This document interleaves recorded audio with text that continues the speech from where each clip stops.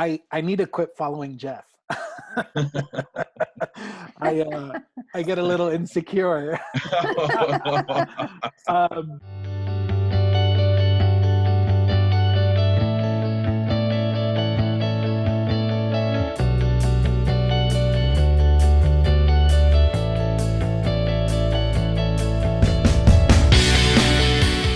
Hey there, I'm just really excited that you get to join us today. Here's what's gonna happen. What we've done is we've gotten together Pam Cray, our children's pastor, as well as Jeff Parziale, who's a volunteer in our ministries but has served for decades in the counseling world. And we just sat around and had a conversation on the challenges to parenting in this season. And over the next several weeks, we're going to release a few different episodes. And so for this week, we just wanted to introduce this series with a rapid fire segment where we gave Pam, Jeff, and myself 30 seconds to give our top advice to a few different categories. We'll have a little bit fun together as well. Hopefully we'll make you laugh, so check this out. This first thing, I call it a rapid fire segment. In 30 seconds or less, what would be your best piece of advice for the person who is shocked by the sudden increase of time with their spouse and or their kids? I think the most important thing would be to develop some kind of a routine, especially if you're working. Develop times when you need to be focused on what you're doing job-wise and time when you can spend with your children. And kind of be preemptive, sit down with them at the beginning of a week, for example, like a Sunday night, and say, okay, here's what my week looks like for my job, the expectations they have. Let's talk about the expectations you guys have. So, just trying to create some little control, little structure. I think the second thing would be to build in some alone time so that there are times when you can get off by yourself and just say, dad needs or mom needs, go for a walk or go, like I have a basement, so I go in my basement. It's quiet down here. Something where you can still interact with your family and do your job, but also have some alone time. So I think those are two keys. Number one, creating some structure so everybody sort of knows what to expect, so it isn't a free-for-all. And then number two, getting some downtime or alone time so you can kind of be with your thoughts and kind of handle, especially if this is stressful. If you're not used to it and you're kind of feeling stressed or anxious, gives you a chance to calm down, do some praying, and just kind of get yourself centered. So those would be two pieces of advice I would give. Is thinking along the exact same lines that we need to create times for togetherness and times to be alone. Right. Being alone is not something that comes naturally, especially to children. And the parents may feel this need to entertain them all the time. So much is learned by being able to be alone and how to entertain yourself, how to handle just quiet. I think when you have those alone times, your together times get just a little bit sweeter. I know for my wife and I, what's been really helpful, probably about 4 or 5 o'clock, we just stop and say, hey, what does the rest of the evening look like? And yeah, each night will look so different, but we've come to rely on kind of that routine and structure of a designated time to compare notes and be flexible with the game plan. And it's provided a lot more comfort and peace than we realized. And it's just something so simple. What a great conversation we're having so far.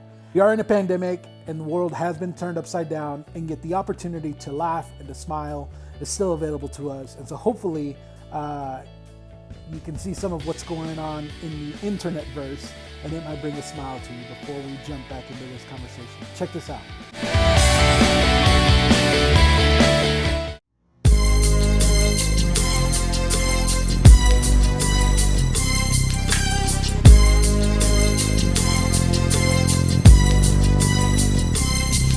As I walk through the valley of the shadow of death. Okay, Dad, you have two options. A, staying quarantined in the house with Mom, or B. B.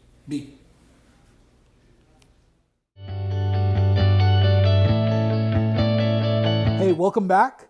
Let's jump back into the conversation with Pam and Jeff. The next kind of prompt here, again, 30 seconds or less, top piece of advice. Parents who suddenly find themselves as homeschoolers. There are parents who pay a premium for private school. There are other parents who really depend on public education. And now, on top of every other responsibility, they're homeschool teachers. What's the top piece of advice there? I've been a homeschool parent and helped parents who were homeschooling. And my advice is you're not the teacher. Think of yourself as maybe a learning coach or the guide on the side or the substitute teacher or the first responder. You're just keeping the mask on and keeping the oxygen flowing during this season. Your job has not been to replace the classroom teacher in the education of your children. So I think if parents are feeling like they need to take on that responsibility, that's far more than they should expect of themselves.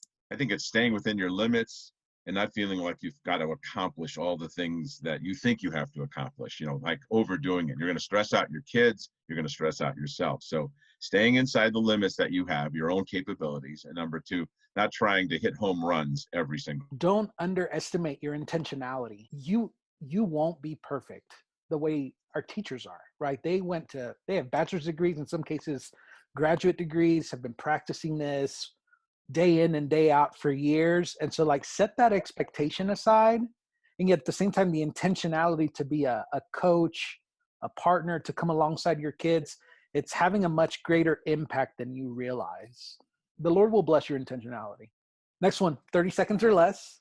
What should I immediately focus on? If I can devote my resources and time to an immediate top thing, what should that be? We need to refocus or reframe our thinking so that we can see this as a unique opportunity to enjoy and build into our families.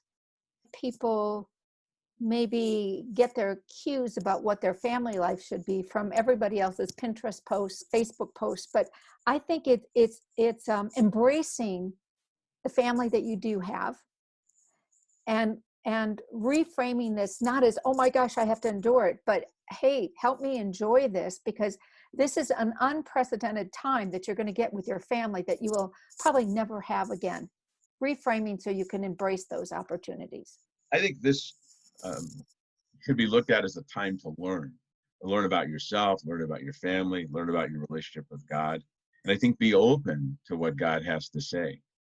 And this is also a time to learn how to sit with your feelings, not feel like you've got to solve everything, and certainly not stress yourself out, but really kind of be in a listening mode. We're so busy and we move so fast. This is one of those times, and we have a unique opportunity to slow down and really, kind of get to know ourselves better, and really to be quiet enough to hear the Holy Spirit speaking to us. And so I think it's an opportunity to just sit with our feelings and listen and not feel like there's anything we need to accomplish. It's almost that difference between being and doing. This is kind of a being time.